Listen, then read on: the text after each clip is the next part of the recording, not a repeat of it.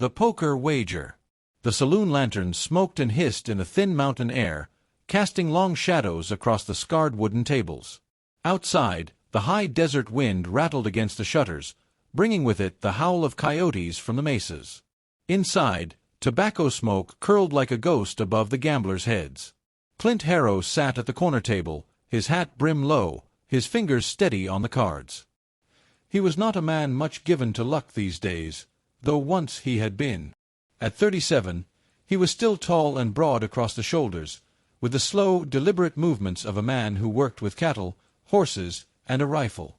But there was a weight in his eyes that years on the trail could not account for. He was a rancher without heirs. That truth cut deeper than any knife wound ever could. For years, Clint had carried the hope of a family in his heart. He had married young, worked hard to give his wife a home. But after the stillborn child, and the doctor's quiet words that Clint was barren, his wife had withered away, and then the fever had taken her. Now he carried that emptiness like a saddle he could not take off. A man without sons was not much of a man in the eyes of the frontier. And Clint felt it with every sunrise. That night, cards were his distraction. The men around him played loud, boisterous, but Clint's silence unsettled them more than any shout could.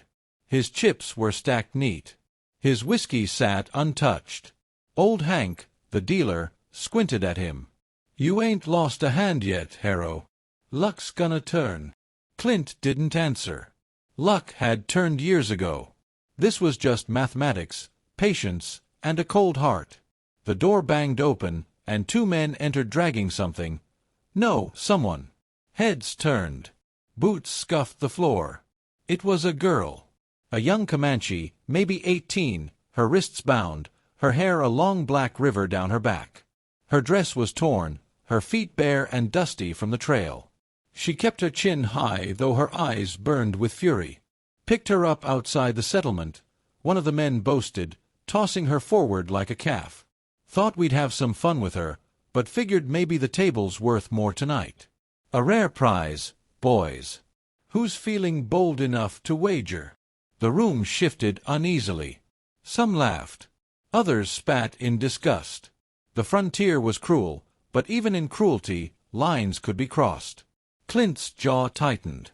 He had seen Indian raids, seen blood on the prairie, but never had he taken part in selling a human soul across a card table. "What the hell you mean, wager her?" he asked, his voice low, dangerous. "Exactly that," the man sneered. "Winner takes her. She'll work, she'll cook, maybe warm a bed. Better than cattle if you ask me." The girl spat at his boots. She did not cry. Her eyes, dark and sharp as obsidian, flashed across the room, defying every man who dared look at her. Clint's gut twisted. He should have stood, walked away. He had no business buying a girl, no matter how she'd come to be here. But as the men shuffled cards, the decision clawed at him. He saw again the emptiness of his cabin, the cold hearth, the silence that echoed louder than gunfire. He had nothing. No wife, no children. His land meant little without laughter in the halls. And here, before him, was a life that would otherwise be ruined by drunken gamblers. He didn't think. He played. The game was fierce. Hands won and lost in quick succession. Men swore, slammed chips, accused each other of cheating. Clint stayed silent, steady, his eyes never leaving the cards. The Comanche girl watched him with something unreadable, suspicion, perhaps, or calculation. One by one, the others fell out, until it was only Clint and the man who had dragged her in. "All or nothing, Harrow," the man growled, throwing in the last of his chips. "Win, and she's yours. Lose, and you walk out of here with empty hands." Clint glanced at the girl. She sat straight-backed, her wrists raw from the rope, her pride untouched. "Deal," Clint said. The cards fell. The man had a strong hand. But Clint had stronger. With the turn of a card, it was over. The saloon erupted in shouts. Some cursed, others laughed. The man slammed his fist on the table, but rules were rules. Clint had won. He rose, collected the rope, and cut it free with his knife. The girl's wrists were red, but she did not flinch. "You're free now," Clint said quietly. She didn't move, didn't answer. Only stared at him with those dark eyes, her chin high. He paid the dealer, collected his hat, and walked into the night. To his surprise, the girl followed. The trail back to Clint's cabin was long and silent. Moonlight bathed the desert in silver. Clint walked ahead, his boots crunching in the dust. The girl followed, barefoot, though he'd offered her his horse. She had refused with a sharp shake of her head. At last, they reached his land, a small ranch tucked against the foothills, a lonely cabin with smoke barely curling from the chimney. He pushed the door open, lit the lantern, and stood awkwardly. "You can rest here tonight," he said, gesturing to the cot near the fire. "In the morning, we'll figure out what you want to do." Still she said nothing. She moved with quiet grace, eyes taking in every corner, every rifle, every door. She sat, wrapped the blanket around herself, and turned her back to him. Clint sat at the table, staring at his calloused hands. What had he done? He had not bought her, not really. He had rescued her from worse.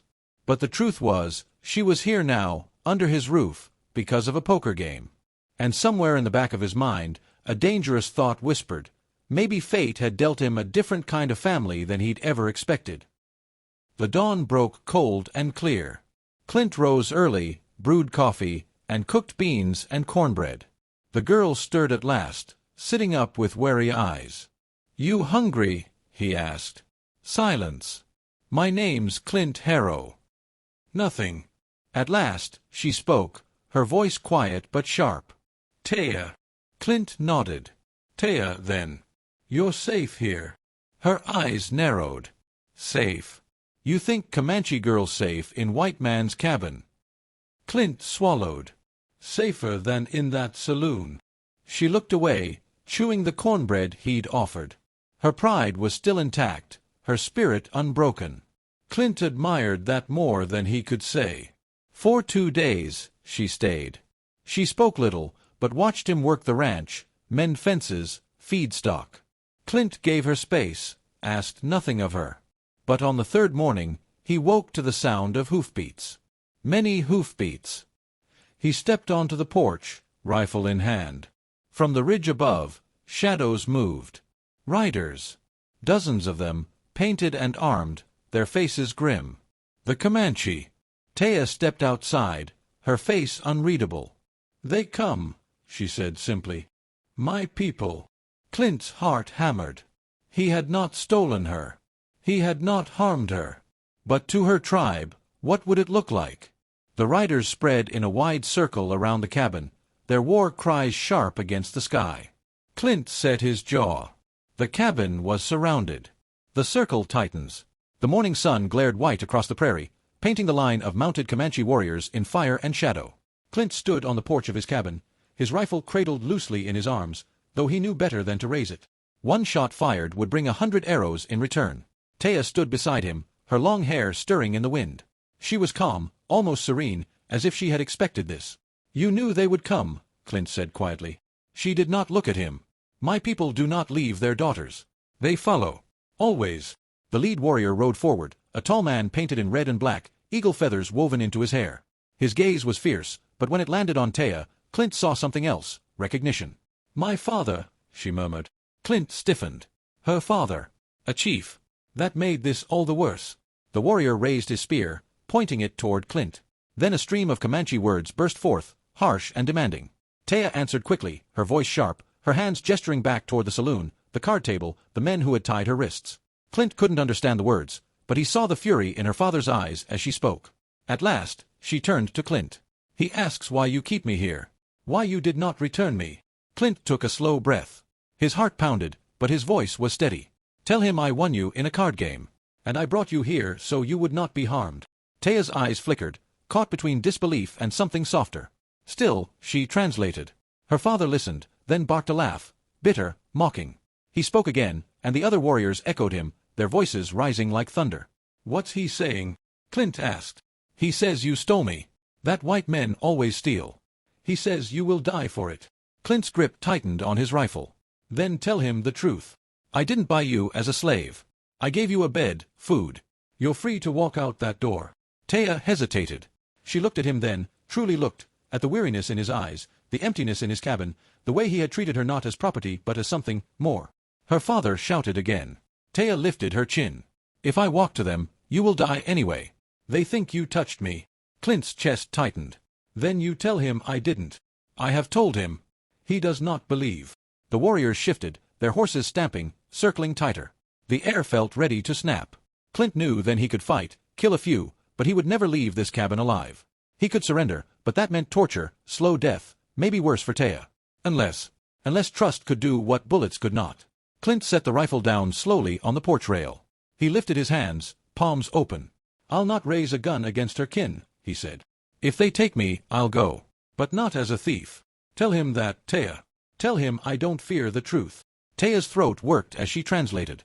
The Comanche shouted among themselves, voices sharp as knives. Her father rode closer. He dismounted, standing tall, his spear gleaming in the light. He walked toward Clint with measured steps. The circle of warriors tightened. Taya stood trembling, torn between two worlds. The chief stopped before Clint, eyes burning into him. He spoke a single word, harsh, accusing. Taya whispered. He asks why. Why you risk life for me? Clint swallowed. He thought of the empty years, the silence in his cabin, the way he had buried his heart in work and whiskey. And he thought of the girl who had walked barefoot behind his horse, proud even in chains. Because no one deserves to be won like cattle, Clint said. His voice was low, but steady. Because I've lost enough family already. And because...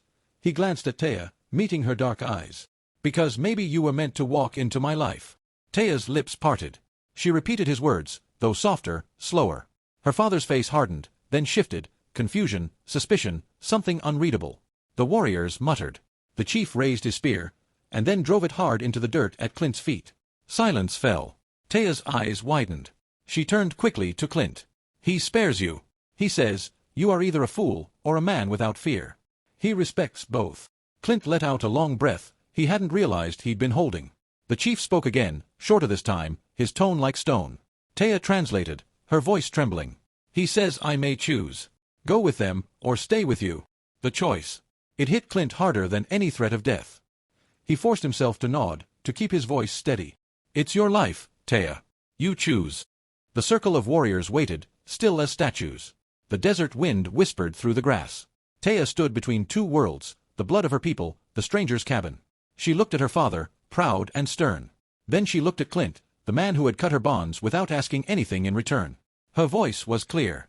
I stay. The chief's eyes blazed, but he did not strike her. He turned sharply, mounted his horse, and gave a cry. The warriors wheeled and thundered away, dust rising in their wake, until only silence remained. Taya's shoulders sagged. She turned slowly to Clint. You are a fool, she whispered. Clint almost smiled. Maybe so.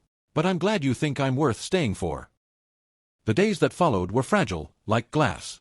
Clint expected every dawn to bring the thunder of hooves again. But no one came. The Comanche had left her choice to stand. Taya remained in the cabin. At first, she moved like a caged bird, restless, watching for betrayal. But little by little, her guard lowered. She helped mend fences, cooked when Clint was out with the herd, learned the rhythms of the ranch. Clint never pressed her. He spoke little, worked hard, and offered quiet respect. Slowly, she began to speak more, about her childhood, the songs her mother taught her, the herbs she gathered in the hills. And Clint, for the first time in years, found himself laughing again. One evening, as the sun bled red across the mesas, Clint sat on the porch, staring at the horizon. Taya stepped beside him, silent for a time. Then she asked, softly, why you have no children? The question was a blade to his heart. He swallowed. The doctor said I can't. My wife, she died. Fever. The ranch's been empty ever since. Taya studied him, her dark eyes deep and unreadable. Then she said, a man is not less because he cannot plant seed. A man is less only if he has no heart. Clint turned to her, the words hitting him harder than any bullet. For years, he had carried shame like a brand on his skin. But in her voice, there was no pity, only truth. Taya, he whispered. She looked away, but not before he saw the softness there. Seasons shifted. Winter winds howled across the plains, but the cabin was no longer silent. Taya's voice filled it with songs, with laughter. She tamed his horses with a touch, cooked stews rich with herbs Clint had never known. She mended not only his shirts but something deeper, the hollow ache inside him. And Clint gave her steadiness, shelter, and a place where her pride was never broken. Neighbors whispered, tongues wagged about the Comanche girl living with Clint Harrow. Some sneered, others warned he'd brought danger. But Clint didn't care. He had lived too long in emptiness to let gossip steal what little grace he'd been given. One night, as firelight flickered across the walls, Taya sat by the hearth, weaving something from rawhide. Clint watched her, a quiet warmth in his chest. "You could leave," he said softly. "Any day. Your people would take you back." Taya lifted her gaze to his. "I already chose." Clint swallowed hard. "And you'd choose again?" Her lips curved, just slightly. "Yes." For the first time in years, Clint felt whole. Not because the emptiness of children was filled, but because a different kind of family had found him. Fate had dealt its hand across a smoky saloon table, and in the losing of one life, Clint Harrow had won another. Epilogue. Years later, travelers along the frontier spoke of a rancher and his Comanche wife who built a life together against all odds. Some called it strange, others called it a miracle. But those who saw them knew, in the laughter that echoed from the cabin, in the children Taya's kin sometimes left in their care, in the respect she carried from both worlds, that family was not always born of blood. Sometimes, it was won in the unlikeliest of games. And for Clint Harrow, that night in the saloon had not been luck at all. It had been destiny.